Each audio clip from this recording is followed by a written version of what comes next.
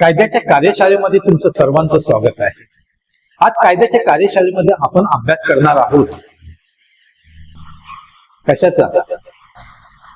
कधी कधी आपलं हे जे तोंड आहे ना हे सगळ्याचे वाटतं। तर आज आपण अभ्यास करणार आहोत राईट टू सायलेन्स। कशाचा अभ्यास करणार आहोत?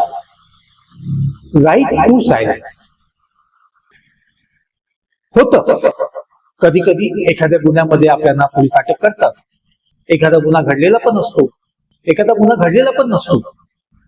संशयाच्या बेसवरती देखील आपल्याला अटक करतात।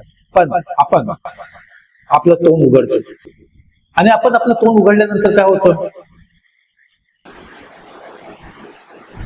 सगळा पुरावा जमा केला जातो, सगळा पुरावा आपल्या विरोधात वापरला जातो, सगळा पुरावा कोर्टामध्ये हजर केला जातो आणि सगळा पुरावा सिद्ध केला जातो।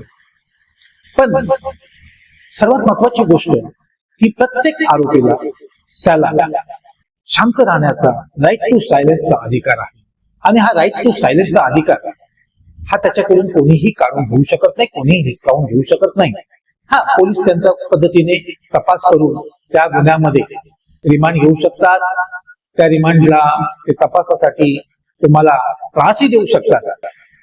पण महत्वाची गोष्ट स्वतःला साबित करण्यासाठी पोलीस काही करू शकतात, पण स्वतःला दोषी न मानण्याचा अधिकार किंवा राईट टू सायलेन्स म्हणजे आरोपी व्यक्तीला चौकशी, तपास किंवा न्यायालय प्रक्रियेत स्वतः विरुद्ध जबरदस्तीने पुरावे देण्यास भाग पाडले जाऊ शकत नाही, असा संरक्षणात्मक अधिकार त्याला आहे।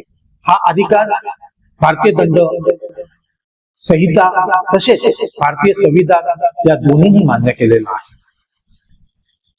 भारतीय संविधान कलम 20(3) म्हणजे आर्टिकल 20(3) नुसार कोणताही व्यक्ती स्वतः विरुद्ध साक्ष घ्यायला किंवा दोषी सिद्ध करायला भाग पाडला जाणार नाही। पुन्हा एकदा भारतीय संविधान आर्टिकल 20(3) नुसार कोणत्याही व्यक्ती स्वतः विरुद्ध साक्ष द्यायला किंवा दोषी सिद्ध करायला भाग पाडला जाणार नाही। म्हणजे आरोपी हा पोलीस वा तपास यंत्रणेला जबरदस्तीने स्वतः विरुद्ध कबुली देण्यासाठी मजबूर केला जाऊ शकत नाही। त्याचा मौन राखण्याचा अधिकार अबाधित आहे। त्याचा मौन राखण्याचा अधिकार अबाधित आहे। आता तपासादरम्यान आणि चौकशी दरम्यान महत्वाच्या गोष्टी आपण थोड्याशा डिस्कस करूया। चौकशी दरम्यान आरोपीने मौन ठेवू शकतो। त्याचे मौन ठेवणे न्यायालयात त्याच्या विरुद्ध वापरता येणार नाही। त्याचे मौन ठेवणे न्यायालयाला त्याच्या विरुद्ध वापरता येणार। पोलिसांनी जबरदस्ती